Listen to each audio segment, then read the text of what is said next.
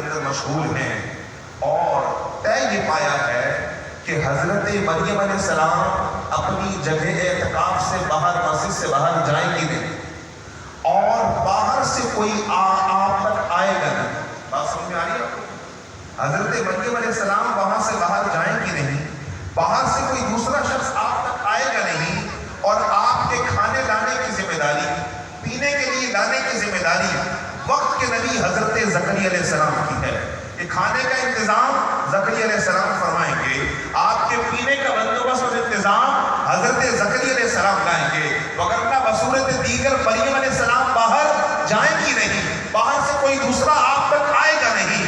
اللہ تبارک و تعالیٰ قرآن کے اندر اس حقیقت کو آشکار فرماتا ہے کہ حضرت مریم اللہ کے ذکر کے لیے، اللہ کی عبادت کے لیے، اللہ کی بندگی کے لیے مسجد اقصی کی محراب کے اندر اعتکاف پر بیٹھی ہیں۔ وہ وہاں سے باہر جاتی نہیں ہے، باہر سے کوئی دوسرا وہاں تک آتا نہیں ہے۔ کھانا پینا لانے کی ذمہ داری حضرت زکریا علیہ السلام کی ہے۔ اللہ خود قرآن میں فرماتا ہے وہ زکریا علیہ السلام جن کی ذمہ داری یہ تھی کہ وہ کھانا پینا لے کر آئیں، کلما دخل علیہا زکریا المحراب وجد عندہا رزقا، کہ جب جب زکریا علیہ السلام حضرت مریم کے پاس آتے کیا دیکھتے ہیں کہ کھانے پینے کی اشیاء پہلے سے موجود پڑی ہوئی ہیں۔ یہ اللہ کا قرآن ہے۔ آج لوگ کہتے ہیں کہ یہ باب تو شے کوئی نہیں، یہ بزرگ تو چیز ہی کوئی نہیں۔ اللہ کا قرآن دکھا رہا ہے کہ اللہ تبارک و تعالیٰ کی بارگاہ کے اندر بزرگوں کی کیا حیثیت اور مقام ہے۔ حضرت زکریا علیہ السلام مسجد اقصی کی محراب میں آتے ہیں، وجد عندہا رزقا، وہاں پر پہلے سے کھانے پینے کی اشیاء موجود ہیں، رزق موجود ہے۔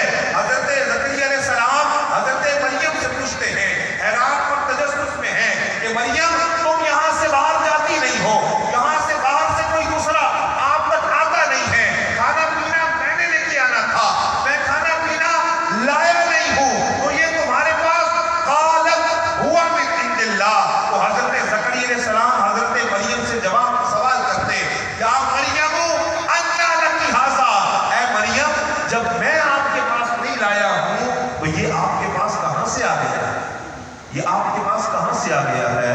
تو حضرت مریم علیہ السلام جواب دیتی، قالت ہوا من عند اللہ، اے نبی رب یہ میرے رب نے میرے لیے جنت سے نازل فرمائے ہیں، یہ میرے رب نے میرے لیے جنت سے نازل فرمائے ہیں۔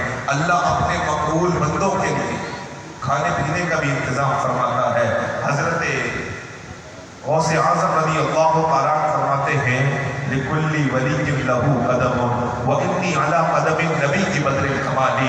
ہر ولی کسی نبی کے نقش قدم پر ہوتا ہے، ہر ولی کے مزاج میں کسی نبی کا مزاج چھپا ہوا ہوتا ہے، اور مجھے اللہ تبارک و تعالیٰ نے، رب کائنات نے مجھے اپنے آقا کے نقش قدم پر رکھا ہے، میرے مزاج میں میرے آقا کے مزاج کی جھلک کو رکھا ہے۔ تاجدار بریلی پکار اٹھتے ہیں، تاجدار بریلی فرماتے ہیں، مصطفیٰ کے تنے بے سایہ کا سایہ دیکھا، مصطفیٰ کے تنے بے سایہ کا سایہ دیکھا، جس نے دیکھا جلوائے زیبا تیرا۔ اے غوث اعظم رضی اللہ تعالیٰ عنہ، جس نے آپ کو دیکھا ہے اس نے آقا کریم کے عکس کو دیکھ لیا، جس نے آپ کو دیکھا ہے کریم آقا کے عکس کو دیکھا ہے۔ حضور سیدنا غوث اعظم فرماتے ہیں کہ مجھ میں اللہ نے میرے آقا کے مزاج کی جھلک کو رکھا ہے، میری کرامتوں میں میرے آقا کے معجزات کی جھلک کو رکھا ہے۔ مسلم شریف کی حدیث پاک ہے، سرکار طویل طویل روزے رکھتے ہیں، آپ صوم وصال رکھتے ہیں، صحابہ بھی حضور کو دیکھ کر صوم وصال رکھ رہے ہیں، روزہ رکھتے ہیں، افطار نہیں فرماتے پھر روزہ رکھ لیتے ہیں، افطار نہیں فرماتے پھر روزہ رکھ لیتے ہیں۔ صحابہ نے بھی سرکار کی طرح سرکار کے نقش قدم پر صوم وصال رکھنا شروع کیا، صحابہ کمزور ہونے لگے، پیارے مصطفیٰ